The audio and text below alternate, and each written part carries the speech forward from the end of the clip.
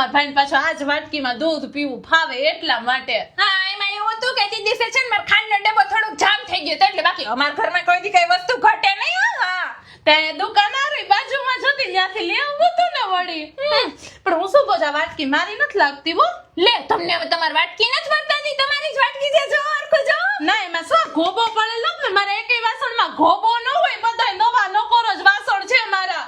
કોકમાં વાસણ લઈ જાવ તો સાચવતા તો શીખો વળી પાછું. અને જ્યાં માથે મેં ડીશ ઢાંકીને આપી હતી તો આપો પાછી. હા આપું છું. ને એક વાટકીમાં શું થઈ ગયું? આલ્યો ડીશ. હા તે વાસણ લઈ ગયા હોય તો પાછું તમને તો યાદ નથી રહેતું કે આ વાસણ આપવાના જ ને આપે તો ખોબા પાડેલા વાસણ આપે જ પાછા.